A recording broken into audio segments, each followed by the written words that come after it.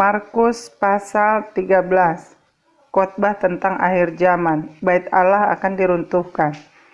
Ketika Yesus keluar dari Bait Allah, seorang muridnya berkata kepadanya, "Guru, lihatlah betapa kokohnya batu-batu itu dan betapa megahnya gedung-gedung itu." Lalu Yesus berkata kepadanya, "Kau lihat gedung-gedung yang hebat ini? Tidak satu batu pun akan dibiarkan terletak di atas batu yang lain. Semuanya akan diruntuhkan." Permulaan penderitaan. Ketika Yesus duduk di atas bukit Zaitun, berhadapan dengan Bait Allah, Petrus, Yakobus, Yohanes, dan Andreas bertanya sendirian kepadanya, "Katakanlah kepada kami, bila manakah itu akan terjadi, dan apakah tandanya, kalau semuanya itu akan sampai kepada kesudahannya?" Maka mulailah Yesus berkata kepada mereka, "Waspadalah supaya jangan ada orang yang menyesatkan kamu. Akan datang banyak orang dengan memakai namaku dan berkata, 'Akulah dia,' dan mereka akan menyesatkan banyak orang. Dan apabila kamu mendengar deru perang atau kabar-kabar tentang perang, janganlah kamu gelisah. Semuanya itu harus terjadi, tetapi itu belum kesudahannya. Sebab bangsa akan bangkit melawan bangsa, dan kerajaan melawan kerajaan. Akan tetapi, gempa bumi di berbagai tempat dan akan ada kelaparan. Semua itu barulah permulaan penderitaan menjelang akhir zaman baru. Tetapi kamu ini hati-hatilah. Kamu akan diserahkan kepada majelis agama, dan kamu akan dipukul di rumah ibadat, dan kamu akan dihadapkan ke muka penguasa-penguasa dan raja-raja karena aku sebagai kesaksian bagi mereka. Tetapi Injil harus diberitakan dahulu kepada semua bangsa. Dan jika kamu digiring dan diserahkan, janganlah kamu khawatir akan apa yang harus kamu katakan. Tetapi katakanlah apa yang dikaruniakan kepadamu pada saat itu juga. Sebab bukan kamu yang berkata-kata, melainkan Roh Kudus. Seorang saudara akan menyerahkan saudaranya untuk dibunuh. Demikian juga seorang ayah terhadap anaknya, dan anak-anak akan memberontak terhadap orang tuanya, dan akan membunuh mereka. Kamu akan dibenci semua orang oleh karena namaku, tetapi orang yang bertahan sampai pada kesudahannya, ia akan selamat. Siksaan yang berat dan Mesias-Mesias palsu. Apabila kamu melihat pembinasa keji berdiri di tempat yang tidak sepatutnya, para pembaca hendaklah memperhatikannya. Maka orang-orang yang di Yudea haruslah melarikan diri ke pegunungan. Orang yang sedang di peranginan di atas rumah, janganlah ia turun dan masuk untuk mengambil sesuatu dari rumahnya. Dan orang yang sedang di ladang, janganlah ia kembali untuk mengambil pakaiannya. Celakalah ibu-ibu yang sedang hamil atau yang menyusukan bayi pada masa itu. Berdoalah supaya semua itu jangan terjadi pada musim dingin. Sebab pada masa itu akan terjadi siksaan seperti yang belum pernah terjadi sejak awal dunia, yang diciptakan Allah sampai sekarang, dan yang tidak akan terjadi lagi. Dan sekiranya Tuhan tidak mempersingkat waktunya, maka dari segala yang hidup tidak akan ada yang selamat. Akan tetapi, oleh karena orang-orang pilihan yang telah dipilihnya, Tuhan mempersingkat waktunya. Pada waktu itu, jika orang berkata kepada kamu, "Lihat, Mesias ada di sini," atau "Lihat, Mesias ada di sana," jangan kamu percaya. Sebab Mesias-Mesias palsu dan nabi-nabi palsu akan muncul, dan mereka akan mengadakan tanda-tanda dan mujizat-mujizat dengan maksud sekiranya mungkin menyesatkan orang-orang pilihan. Hati-hatilah kamu, aku sudah terlebih dahulu mengatakan semuanya ini kepada kamu. Kedatangan Anak Manusia, perumpamaan tentang pohon ara. Tetapi pada masa itu, sesudah siksaan itu, matahari akan menjadi gelap dan bulan tidak bercahaya. Dan bintang-bintang akan berjatuhan dari langit, dan kuasa-kuasa langit akan goncang. Pada waktu itu orang akan melihat Anak Manusia datang dalam awan-awan dengan segala kekuasaan dan kemuliaannya.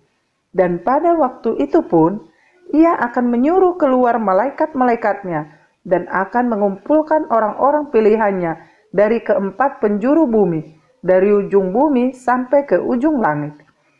Tariklah pelajaran dari perumpamaan tentang pohon ara. Apabila ranting-rantingnya melembut dan mulai bertunas, kamu tahu bahwa musim panas sudah dekat. Demikian juga jika kamu lihat hal-hal itu terjadi, ketahuilah bahwa waktunya sudah dekat, sudah di ambang pintu. Aku berkata kepadamu, sesungguhnya angkatan ini tidak akan berlalu sebelum semuanya itu terjadi. Langit dan bumi akan berlalu, tapi perkataanku tidak akan berlalu.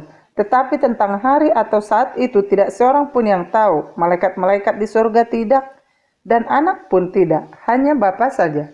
Nasihat supaya berjaga-jaga.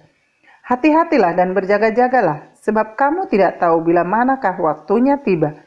Dan halnya sama seperti seorang yang bepergian, yang meninggalkan rumahnya dan menyerahkan tanggung jawab kepada hamba-hambanya, masing-masing dengan tugasnya, dan memerintahkan penunggu pintu supaya berjaga-jaga. Karena itu, berjaga-jagalah, sebab kamu tidak tahu bila manakah tuan rumah itu pulang, menjelang malam atau tengah malam, atau larut malam, atau pagi-pagi buta, supaya kalau ia tiba-tiba datang, jangan kamu didapatinya sedang tidur.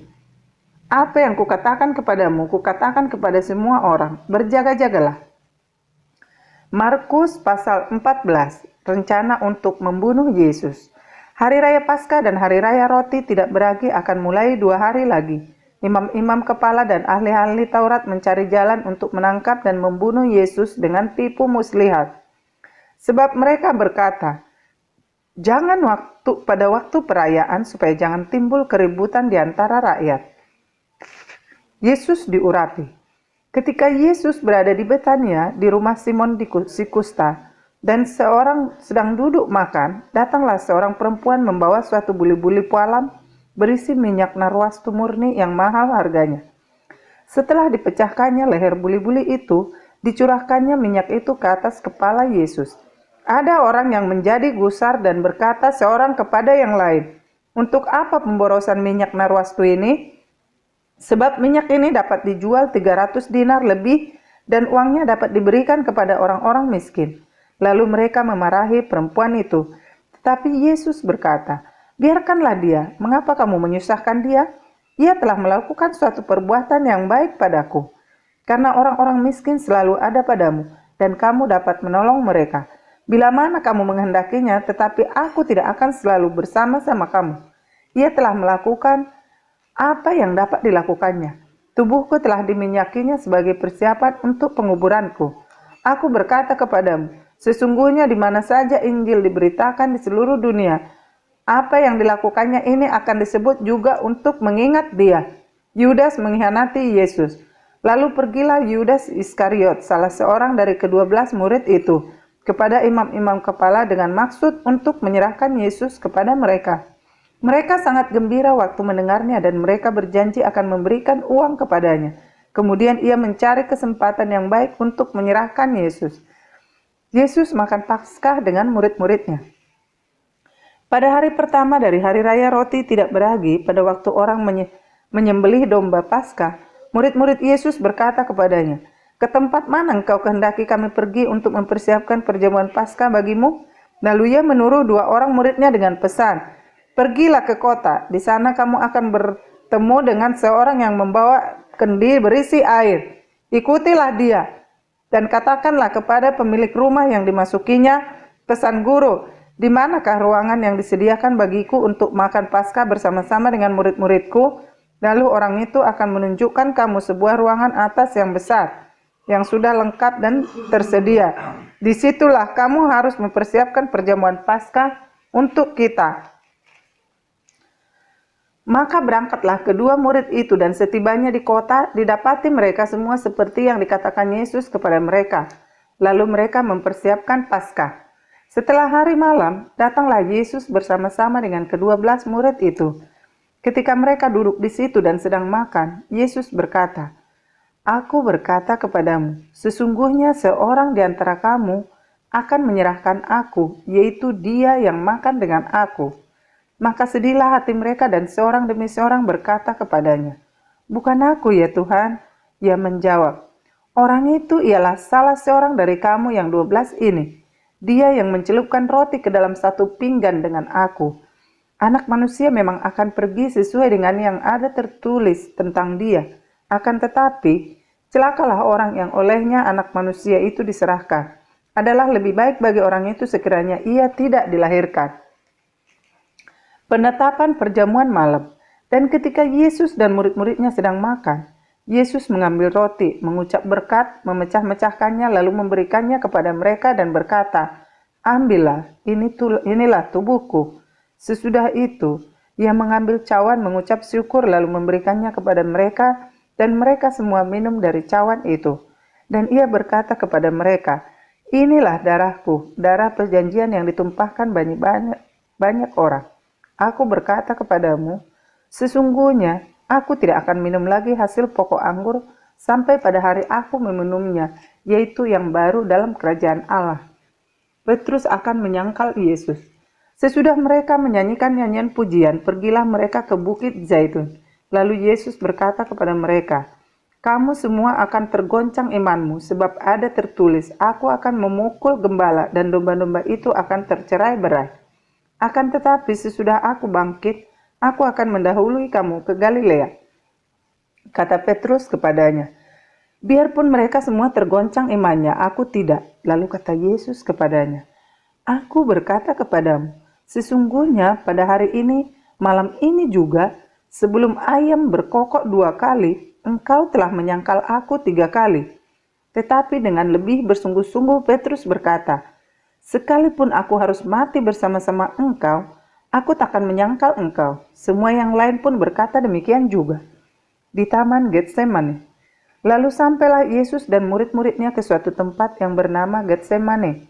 Kata Yesus kepada murid-muridnya, "Duduklah di sini sementara aku berdoa." Dan ia membawa Petrus, Yakobus, dan Yohanes sertanya. Ia sangat takut dan gentar. Lalu katanya kepada mereka, "Hatiku sangat sedih, seperti mau mati rasanya. Tinggallah di sini dan berjaga-jagalah." Ia maju sedikit, merebahkan diri ke tanah dan berdoa supaya sekiranya mungkin saat itu lalu daripadanya.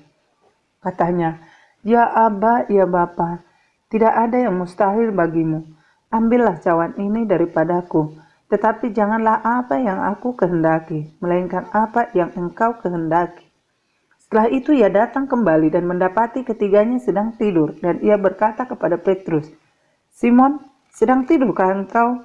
Tidakkah engkau sanggup berjaga-jaga 1 jam? Berjaga-jagalah dan berdoalah, supaya kamu jangan jatuh ke dalam pencobaan. Roh memang penurut, tetapi daging lemah."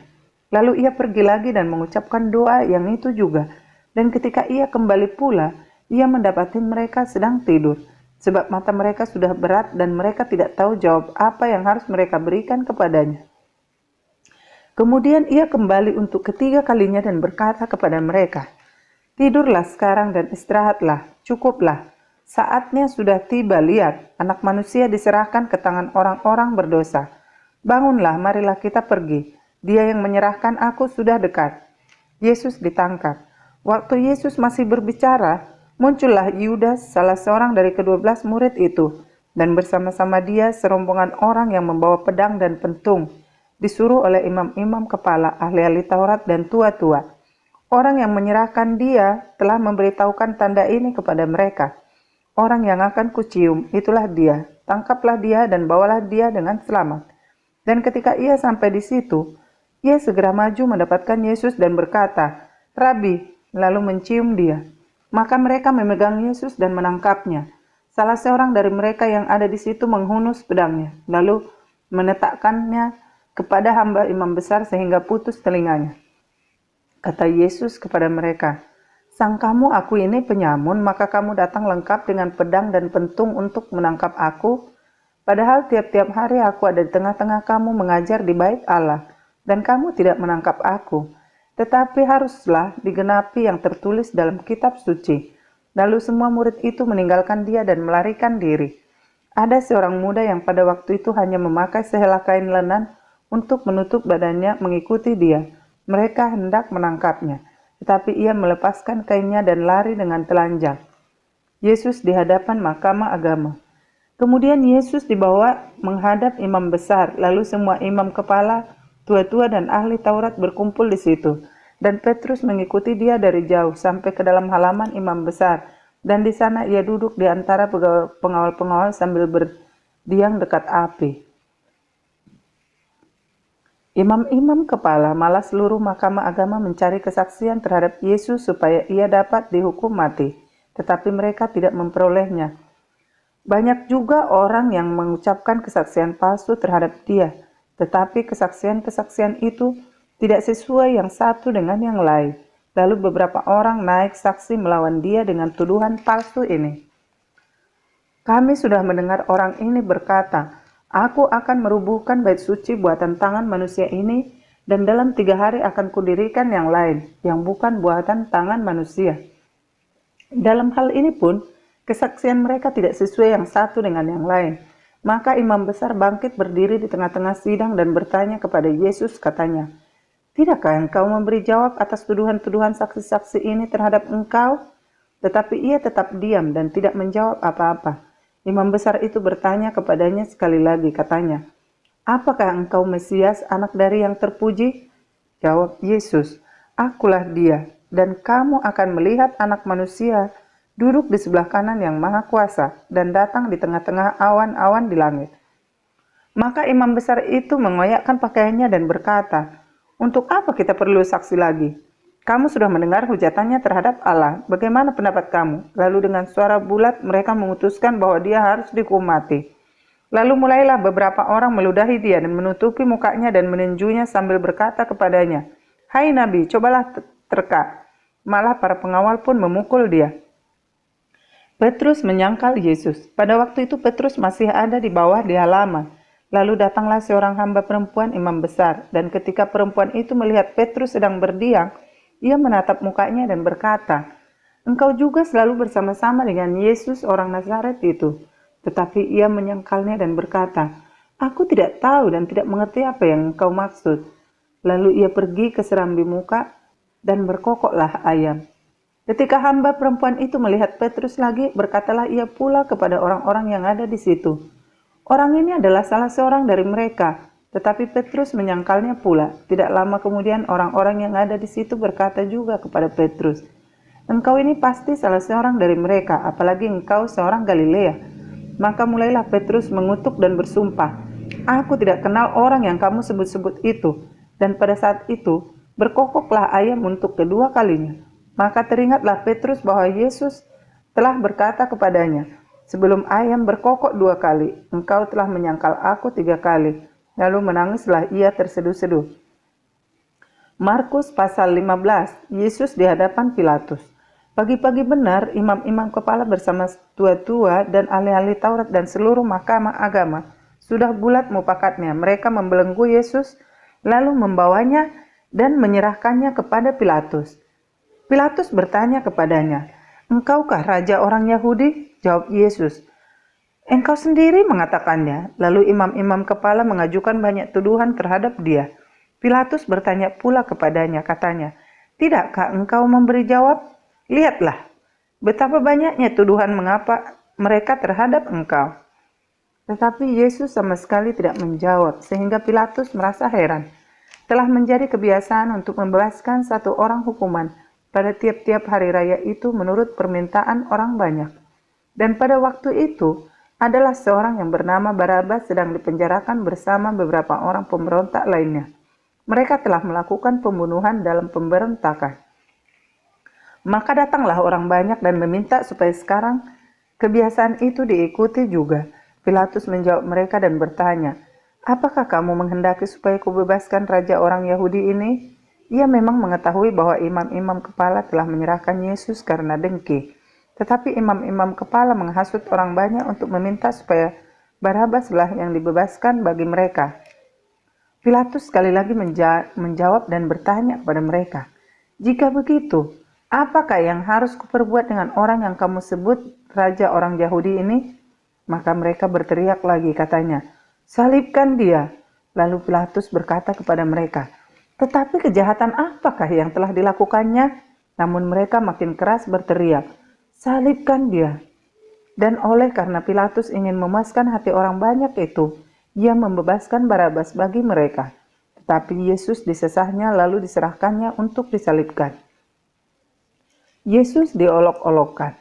Kemudian serdadu-serdadu membawa Yesus ke dalam istana, yaitu gedung pengadilan, dan memanggil seluruh pasukan berkumpul. Mereka mengenakan jubah ungu kepadanya, menganyam sebuah mahkota duri, dan menaruhnya di atas kepalanya. Kemudian mereka mulai memberi hormat kepadanya, katanya, "Salam hai Raja orang Yahudi." Mereka memukul kepalanya dengan buluh, dan meludahinya dan berlutut menyembahnya. Sesudah mengolok-olokkan dia, mereka menanggalkan jubah ungu itu daripadanya dan mengenakan pula pakaiannya kepadanya.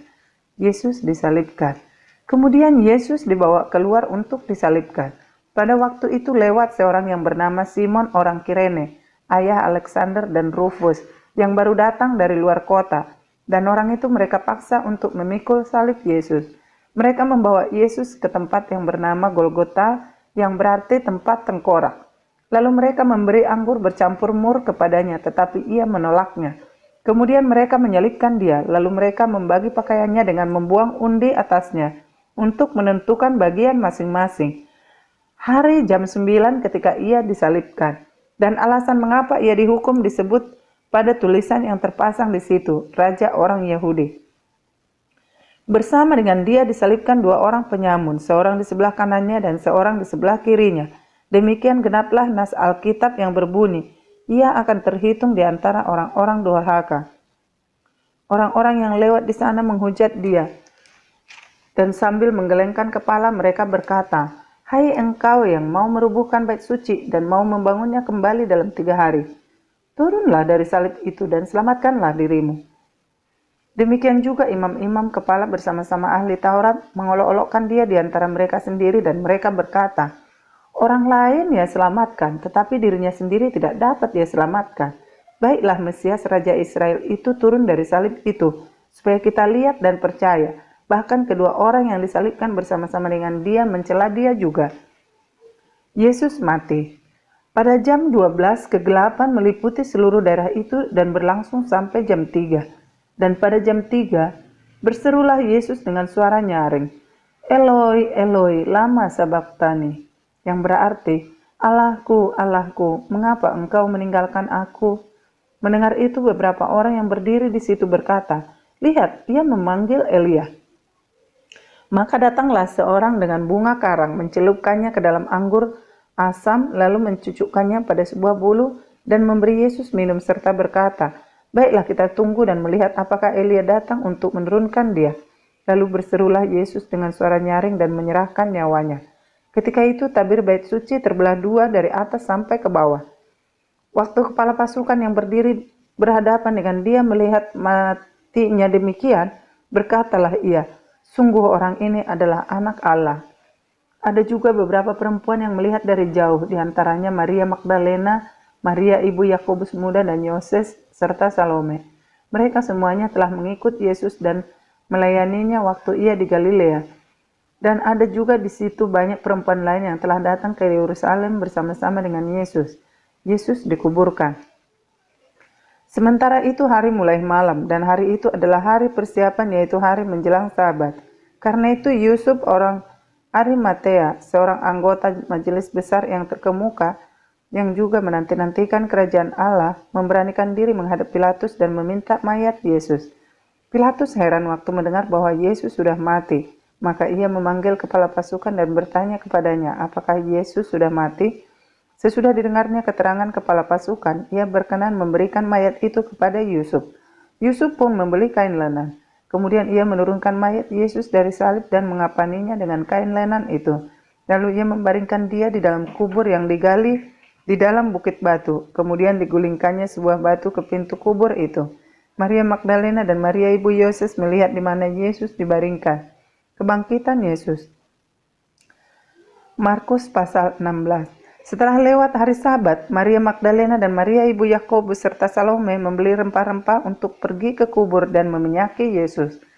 Dan pagi-pagi benar pada hari pertama minggu itu, setelah matahari terbit, pergilah mereka ke kubur. Mereka berkata seorang kepada yang lain, "Siapa yang akan menggulingkan batu itu bagi kita dari pintu kubur?" Tetapi ketika mereka melihat dari dekat, tampaklah batu yang memang sangat besar itu sudah terguling. Lalu mereka masuk ke dalam kubur dan mereka melihat seorang muda yang memakai jubah putih duduk di sebelah kanan. Mereka pun sangat terkejut. Tetapi orang muda itu berkata kepada mereka, "Jangan takut, kamu mencari Yesus orang Nazaret yang disalibkan itu. Ia telah bangkit, ia tidak ada di sini. Lihat, inilah tempat mereka membaringkan dia. Tetapi sekarang pergilah, katakanlah kepada murid-muridnya dan kepada Petrus, ia mendahului kamu ke Galilea. Di sana kamu akan melihat dia, seperti yang sudah dikatakannya kepada kamu." Lalu mereka keluar dan lari meninggalkan kubur itu, sebab gentar dan dahsyat menimpa mereka. Mereka tidak mengatakan apa-apa kepada siapapun juga karena takut. Dengan singkat, mereka sampaikan kepada semua pesan itu kepada Petrus dan teman-temannya.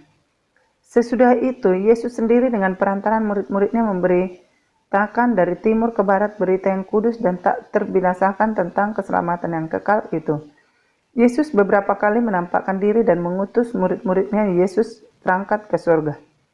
Setelah Yesus bangkit pagi-pagi pada hari pertama minggu itu, ia mula-mula menampakkan dirinya kepada Maria Magdalena.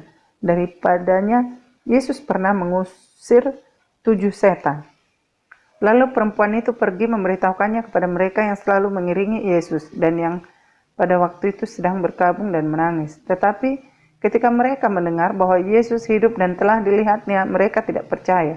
Sesudah itu ia menampakkan diri dalam rupa yang lain kepada 2 orang dari mereka, ketika keduanya dalam perjalanan keluar kota. Lalu kembalilah mereka dan memberitahukannya kepada teman-teman yang lain.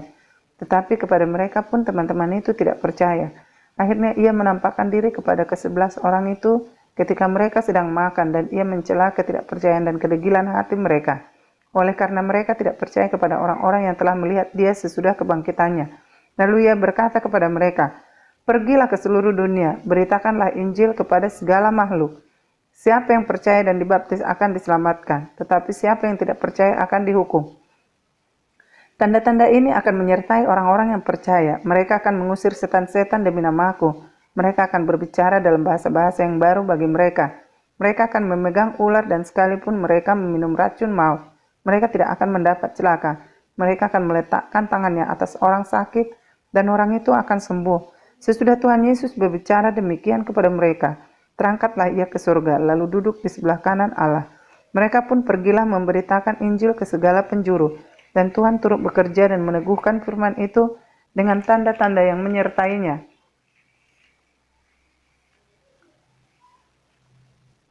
Lukas pasal 1. Theophilus yang mulia. Banyak orang telah berusaha menyusun suatu berita tentang peristiwa-peristiwa yang telah terjadi di antara kita, seperti yang disampaikan kepada kita oleh mereka yang dari semula adalah saksi mata dan pelayan firman. Karena itu setelah aku menyelidiki segala peristiwa itu dengan seksama dari asal mulanya, aku mengambil keputusan untuk membukukannya dengan teratur bagimu, supaya engkau dapat mengetahui bahwa segala sesuatu yang diajarkan kepadamu sungguh benar. Pemberitahuan tentang kelahiran Yohanes Pembaptis. Pada zaman Herodes, Raja Yudea, adalah seorang imam yang bernama Zakaria dari rombongan Abia. Istrinya juga berasal dari keturunan Harun, namanya Elisabet. Keduanya adalah benar di hadapan Allah dan hidup menurut segala perintah dan ketetapan Tuhan dengan tidak bercacat. Tetapi mereka tidak mempunyai anak, sebab Elisabet mandul dan keduanya telah lanjut umurnya. Pada suatu kali, waktu tiba giliran rombongannya, Zakaria melakukan tugas keimaman di hadapan Tuhan. Sebab ketika diundi sebagaimana lazimnya, untuk menentukan imam yang bertugas, dialah yang ditunjuk untuk masuk ke dalam bait suci dan membakar ukupan di situ. Sementara itu seluruh umat berkumpul di luar dan sembahyang. Waktu itu adalah waktu pembakaran ukupan. Maka tampaklah kepada Zakaria seorang malaikat Tuhan berdiri di sebelah kanan mezbah pembakaran ukupan. Melihat hal itu, ia terkejut dan menjadi takut. Tetapi malaikat itu berkata kepadanya, "Jangan takut, hai Zakaria, sebab doamu telah dikabulkan dan Elisabet istrimu akan melahirkan seorang anak laki-laki bagimu, dan haruslah engkau menamai dia Yohanes. Engkau akan bersukacita dan bergembira, bahkan banyak orang akan bersukacita atas kelahirannya itu. Sebab ia akan besar di hadapan Tuhan, dan ia tidak akan minum anggur atau minuman keras, dan ia akan penuh dengan Roh Kudus mulai dari rahim ibunya. Ia akan membuat banyak orang Israel berbalik kepada Tuhan Allah mereka, dan ia akan berjalan mendahului Tuhan dalam roh dan kuasa Elia untuk membuat hati bapak-bapak berbalik kepada anak-anaknya, dan hati orang-orang durhaka kepada pikiran orang-orang benar, dan dengan demikian menyiapkan bagi Tuhan suatu umat yang layak baginya. Lalu kata Zakaria kepada malaikat itu, "Bagaimanakah aku tahu bahwa hal ini akan terjadi? Sebab aku sudah tua dan istriku sudah lanjut umurnya." Jawab malaikat itu kepadanya, "Akulah Gabriel yang melayani Allah, dan aku telah diutus untuk berbicara dengan engkau dan untuk menyampaikan kabar baik ini kepadamu. Sesungguhnya engkau akan menjadi bisu dan tidak dapat berkata-kata sampai kepada hari di mana semuanya ini terjadi, karena engkau tidak percaya akan perkataanku yang akan nyata kebenarannya pada waktunya." Sementara itu orang banyak menanti-nantikan Zakaria. Mereka menjadi heran bahwa ia begitu lama berada di dalam bait suci.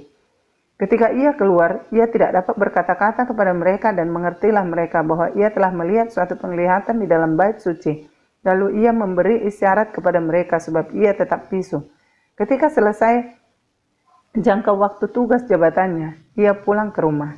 Beberapa lama kemudian Elisabet istrinya mengandung, dan selama 5 bulan ia tidak menampakkan diri. Katanya, "Inilah suatu perbuatan Tuhan bagiku, dan sekarang ia berkenan menghapuskan aibku di depan orang." Pemberitahuan tentang kelahiran Yesus. Dalam bulan yang ke-6, Allah menyuruh malaikat Gabriel pergi ke sebuah kota di Galilea bernama Nazaret, kepada seorang perawan yang bertunangan dengan seorang bernama Yusuf dari keluarga Daud. Nama perawan itu Maria. Ketika malaikat itu masuk ke rumah Maria, ia berkata, "Salam, hai engkau yang dikaruniai, Tuhan menyertai engkau." Maria terkejut mendengar perkataan itu, lalu bertanya di dalam hatinya, "Apakah arti salam itu?" Kata malaikat itu kepadanya, "Jangan takut, hai Maria, sebab engkau beroleh kasih karunia di hadapan Allah. Sesungguhnya engkau akan mengandung dan akan melahirkan seorang anak laki-laki, dan hendaklah engkau menamai dia Yesus. Ia akan menjadi besar dan akan disebut anak Allah yang maha tinggi. Dan Tuhan Allah akan mengaruniakan kepadanya tahta Daud, bapa leluhurnya.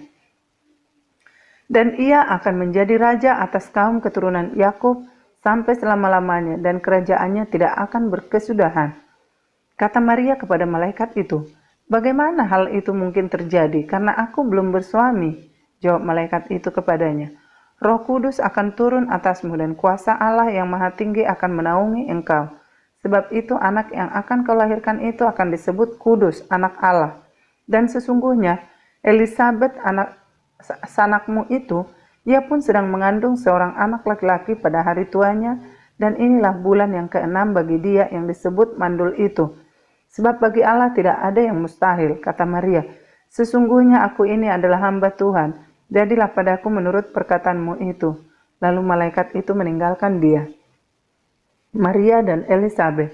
Beberapa waktu kemudian, berangkatlah Maria dan langsung berjalan ke pegunungan menuju sebuah kota di Yehuda.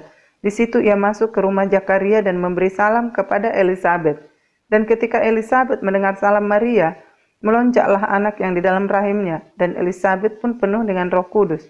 Lalu berseru dengan suara nyaring, "Diberkatilah engkau di antara semua perempuan, dan diberkatilah buah rahimmu. Siapakah aku ini sampai ibu Tuhanku datang mengunjungi aku? Sebab sesungguhnya ketika salammu sampai kepada telingaku, anak yang di dalam rahimku melonjak kegirangan. Dan berbahagialah ia yang telah percaya, sebab apa yang dikatakan kepadamu dari Tuhan akan terlaksana." Nyanyian pujian Maria. Lalu kata Maria, "Jiwaku memuliakan Tuhan, dan hatiku bergembira karena Allah juru selamatku. Sebab ia telah memperhatikan kerendahan hambanya. Sesungguhnya mulai dari sekarang segala keturunan akan menyebut aku bahagia, karena yang Maha Kuasa telah melakukan perbuatan-perbuatan besar kepadaku, dan namanya adalah kudus. Dan rahmatnya turun-temurun atas orang yang takut akan dia. Ia memperlihatkan kuasanya dengan perbuatan tangannya, dan mencerai-beraikan orang-orang yang congkak hatinya. Ia menurunkan orang-orang yang berkuasa dari tahtanya, dan meninggikan orang-orang yang rendah. Ia melimpahkan segala yang baik kepada orang yang lapar, dan menyuruh orang yang kaya pergi dengan tangan hampa. Ia menolong Israel hambanya, karena ia mengingat rahmatnya, seperti yang dijanjikannya kepada nenek moyang kita, kepada Abraham dan keturunannya untuk selama-lamanya. Dan Maria tinggal kira-kira 3 bulan lamanya bersama dengan Elisabet, lalu pulang kembali ke rumahnya. Kelahiran Yohanes Pembaptis. Kemudian genaplah bulannya bagi Elisabet untuk bersalin, dan ia pun melahirkan seorang anak laki-laki. Ketika tetangga-tetangganya serta sanak saudaranya mendengar bahwa Tuhan telah menunjukkan rahmat-Nya yang begitu besar kepadanya, bersukacitalah mereka bersama-sama dengan dia. Maka datanglah mereka pada hari yang ke-8 untuk menyunatkan anak itu, dan mereka hendak menamai dia Zakaria menurut nama bapaknya. Tetapi ibunya berkata, "Jangan, ia harus dinamai Yohanes." Kata mereka kepadanya, "Tidak ada di antara sanak saudaramu yang bernama demikian." Lalu mereka memberi isyarat kepada bapaknya untuk bertanya nama apa yang hendak diberikannya kepada anak itu. Ia meminta batu tulis, lalu menuliskan kata-kata ini, "Namanya adalah Yohanes," dan mereka pun heran semuanya. Dan seketika itu juga, terbukalah mulutnya dan terlepaslah lidahnya, lalu ia berkata-kata dan memuji Allah. Maka ketakutanlah semua orang yang tinggal di sekitarnya, dan segala peristiwa itu menjadi buah tutur di seluruh pegunungan Yudea. Dan semua orang yang mendengarnya merenungkannya dan berkata, "Menjadi apakah anak ini nanti? Sebab tangan Tuhan menyertai dia." Nyanyian pujian Zakaria. Dan Zakaria ayahnya penuh dengan Roh Kudus, lalu bernubuat katanya, "Terpujilah Tuhan Allah Israel, sebab ia melawat umatnya dan membawa kelepasan baginya.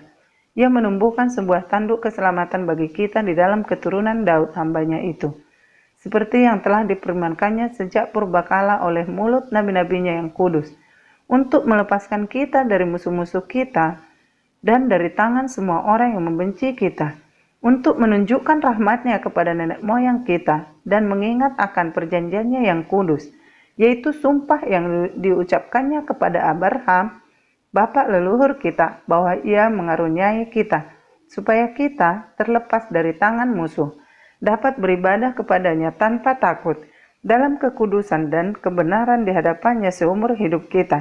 Dan engkau, hai anakku, akan disebut Nabi Allah yang Maha Tinggi, karena engkau akan berjalan mendahului Tuhan untuk mempersiapkan jalan baginya, untuk memberikan kepada umatnya pengertian akan keselamatan yang berdasarkan pengampunan dosa-dosa mereka, oleh rahmat dan belas kasihan dari Allah kita, dengan mana ia akan melawat kita, surya pagi dari tempat yang tinggi, untuk menyinari mereka yang diam dalam kegelapan dan dalam naungan maut, untuk mengarahkan kaki kita kepada